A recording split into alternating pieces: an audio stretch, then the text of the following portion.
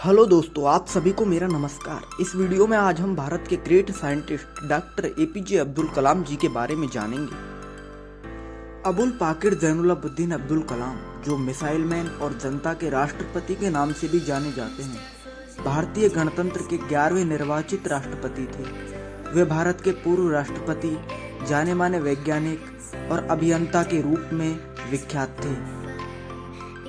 उन्होंने सिखाया कि जीवन में चाहे जैसी भी परिस्थितियां क्यों न हों, जब आप अपने सपने को पूरा करने की ठान लेते हैं तो उसे पूरा करके ही रहते हैं। अब्दुल कलाम के विचार आज भी युवा पीढ़ी को आगे बढ़ाने के लिए प्रेरित करते हैं। प्रारंभिक जीवन 15 अक्टूबर 1931 को धनुषकोडी गांव, रामेश्वरम, तमिलनाडु में एक मध्यम वर्गीय मुस्लिम अंसार परिवार में इनका जन्म हुआ। उनके पिता जैनुलाब्दीन न तो ज़्यादा पढ़े लिखे थे, न ही पैसे वाले थे। इनके पिता मछुआरों को नाव किराए पर दिया करते थे। अब्दुल कलाम संयुक्त परिवार में रहते थे। उनके शिक्षक इयादुराई सोलोमन ने उनसे कहा था कि जीवन में सफलता और अनुकूल परिणाम प्राप्त करने के लिए तीव्र इच्छा, आस्था, अपेक्षा, इन तीनों शक्तियों को भली भांति समझ लेना और उन पर प्रभुत्व स्थापित करना चाहिए।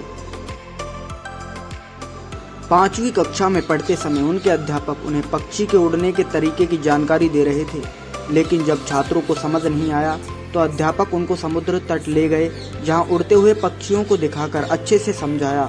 इन्हीं पक्षियों को देखकर कलाम ने तय कर लिया कि उनको भविष्य में विमान विज्ञान में ही जाना है।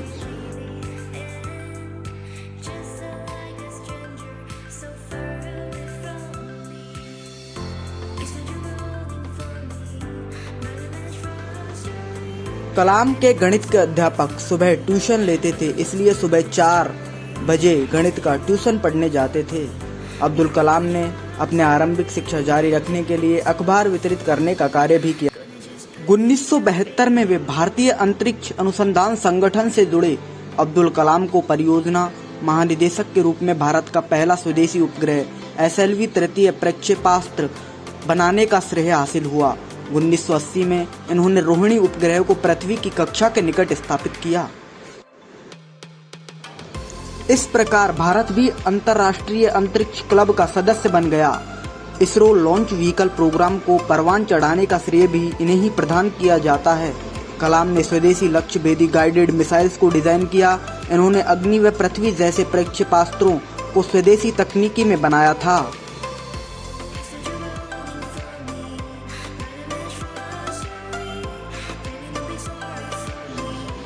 कलाम ने साहित्यिक रूप से भी अपने विचारों को 4 पुस्तकों में समाहित किया है, जो इस प्रकार हैं: India 2020 a vision for the new millennium, my journey तथा ignited minds, unleashing the power within India. इन पुस्तकों का कई भारतीय एवं विदेशी भाषाओं में भी अनुवाद हो चुका है।